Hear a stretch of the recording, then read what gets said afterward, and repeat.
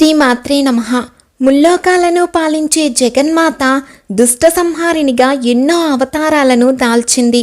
ఆ రూపాలలో ఒకటే బాలా త్రిపుర సుందరి స్వరూపం.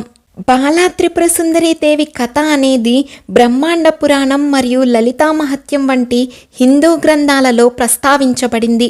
ఆమెను 9 ఏళ్ల బాలిక రూపంలో ఉన్న ఒక శక్తిగా, బండాసుని సంహరించడానికి దేవతల సహాయానికి వచ్చిన ఒక దేవతగా వర్ణిస్తారు. దేవీ నవరాత్రులలో భాగంగా మొదటి రోజున అమ్మవారిని బాలా త్రిపుర సుందరీ దేవిగా ఆరాధిస్తాము. మన మనస్సు, బుద్ధి, చిత్తం, అహంకారం బాలా త్రిపుర సుందరీ దేవి ఆధీనంలో ఉంటాయి. బాలా త్రిపుర సుందరీ దేవి అంటే త్రిపురుని భార్య, అంటే ఈశ్వరుని భార్య అయిన గౌరీదేవి అని అర్థం. అభయహస్తముద్రతో అక్షరమాల ధరించిన ఈ తల్లిని ఆరాధిస్తే మానసిక బాధలు తొలగిపోతాయి, నిత్య సంతోషం కలుగుతుంది. దేవీ నవరాత్రులలో మొదటి రోజున బాలా త్రిపుర సుందరీ దేవిని ఎందుకు పూజిస్తారు? ఈ తల్లి ఆవిర్భావ కథ ఏంటో ఇప్పుడు మనం తెలుసుకుందాం. బండాసురుడు అనే రాక్షసుడు తన పుత్రులతో కలిసి దేవతలను, మునులను, మానవులను హింసించేవాడు. 3 లోకాలలోనూ విధ్వంసం సృష్టించడం ప్రారంభించాడు. దేవతల రాజైన ఇంద్రుని రాజ్యాన్ని పోలిన రాజ్యాన్ని బండాసురుడు సృష్టించి దాన్ని పరిపాలించడం ప్రారంభించాడు.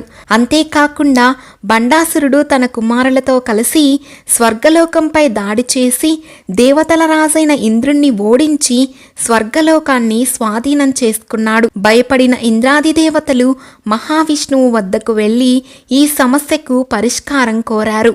ఒక్క మహాశక్తి వల్ల తప్ప బండాసురుడు ఎవ్వరి వల్ల మరణించడని విష్ణుమూర్తి చెప్పాడు.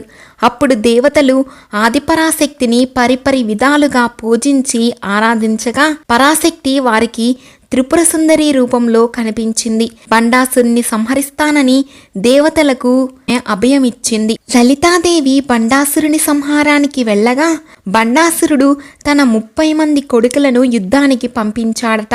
అంతటా పరాశక్తి తన కనుబొమ్మల మధ్య భాగం నుంచి ఒక అంశతో ఒక బాలదేవతను సృష్టించింది. బండపుత్రులను సంహరింపమని ఆజ్ఞాపించింది. బండాసురుని కుమారులను సంహరించటానికి సిద్ధమై వెళుతున్నటువంటి బాలదేవత యొక్క పరాక్రమాన్ని చూసి చాలా ముచ్చటపడిపోయిందట జగన్మాత అయిన లలితాదేవి. పరాశక్తి ఆ బాలదేవతకు తన కవచం ఒకటి తీసి ఇచ్చిందట. ఆమె ఆయుధాల నుంచి ఆమెకు అవసరమైన ఆయుధాలను కూడా ఇచ్చి యుద్ధానికి పంపించింది జగన్మాత. బాలా త్రిపుర సుందరీదేవి దివ్యమైన రథాన్ని ఎక్కి బయలుదేరి యుద్ధభూమికి వచ్చింది. ఆ రథం పేరు కన్యక అనబడే రథం. పైగా అది హంసలు లాగుతున్నటువంటి రథంగా మనకి కనిపిస్తుంది. బాలా త్రిపుర సుందరీదేవి సూర్యుని ప్రతిబింబంలో వెలిగిపోతుంది. ఆమె ముఖం ఎర్రటి కమలంలా కోపంతో ఎర్రబడింది. కోపంతో ఎర్రని ముఖంతో వచ్చిన బాలదేవతను చూసి రాక్షసులు భయపడ్డారు. బాలా త్రిపుర సుందరీదేవి 9 సంవత్సరాల వయసు గల బాలదేవతగా వెళ్లి బండాసురుని కుమారులైన 30 మందిని ఒక్క అర్ధచంద్రాకార బాణంతో సంహరించిందట. ఇంద్రాది దేవతలందరినీ గడగడలాడించినటువంటి ఆ రాక్షసులను బాలదేవి మట్టుపెట్టడం చూసి దేవతలందరూ జై జయనాదాలతో పూలవర్షం కురిపించారు. త్రిపుర సుందరీదేవి శ్రీచక్రంలోని త్రిపురాత్రేయంలో మొదటి దేవత. షోడశ విద్యకు ఈ దేవత అధిష్టాన దేవత. కాబట్టి ఉపాసకులు త్రిపుర సుందరీదేవి అనుగ్రహం కోసం పూజలు చేస్తారు. అసలు బాలా త్రిపుర సుందరీదేవి అనే నామమే పరమ పవిత్రమైన నామం. త్రిపుర సుందరి అంటే మనలోని 3 అవస్థలు లేదా పురములకు బాలదేవత అధిష్టాన దేవత అని అర్థం. ఈ 3 పురములను శరీరముగా చేసుకొని ఈ జగత్ అంతటిని బాలగా అమ్మవారు పోషిస్తుంది. ఆ తల్లి ఈ రూపంలో మనలోనే ఉంది. ఆమె ఆత్మస్వరూపురాలు. ఆమెను పూజిస్తే జ్ఞానమును ప్రసాదించి మోక్షమునకు అనగా పరబ్రహ్మతత్వము వైపు నడిపిస్తుంది. ఎవరైనా ఏ మంత్రాన్ని అయినా ఉపాసించాలనుకునే వారికి మొదటగా ఇచ్చే మంత్రం బాలమంత్రం. ఈ బాలమంత్రం తరువాతే ఈ మిగతా మంత్రాలన్నీ ఉపాసనకి ఇస్తారు. ఈరోజు 2 నుంచి 10 వయస్సులోపు గల బాలికలను అమ్మవారి స్వరూపంగా భావించి పూజించి కొత్త బట్టలు పెడతారు. అమ్మవారికి గులాబీ రంగు చీర కట్టి పాయసం, కట్టె పొంగలి, బెల్లపు పరమాన్నం నైవేద్యంగా నివేదిస్తారు.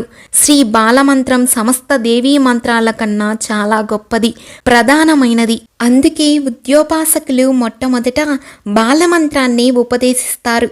లలితా త్రిపుర సుందరి అమ్మవారు కొలువైన శ్రీచక్రంలోని మొదటి మెట్టుని, త్రిపురాంత్రములో మొదటి దేవతగా శ్రీ బాలా త్రిపుర సుందరి దేవిని ఆరాధిస్తారు. షోడశ విద్యలకు ఈ దేవత అధిష్టాన దేవత కాబట్టి ఉపాసకులు త్రిపుర సుందరి దేవి అనుగ్రహం కోసం బాలార్చన చేస్తారు. బాలా త్రిపుర సుందరి దేవి అనుగ్రహం పొందితే లలితాదేవి అనుగ్రహం కూడా లభిస్తుంది. ఆ ఆదిపరాశక్తిని తలుచుకుంటూ వీడియోని ముగిస్తున్నాను. అమ్మవారి మరొక అవతారం గురించి తెలుసుకుంటూ రేపటి వీడియోలో కలుసుకుందాం. వీడియోని లైక్ చేయడం మాత్రం అస్సలు మర్చిపోకండి. శ్రీమాత్రే నమః. ఓం దుర్గాదేవియై నమో నమః.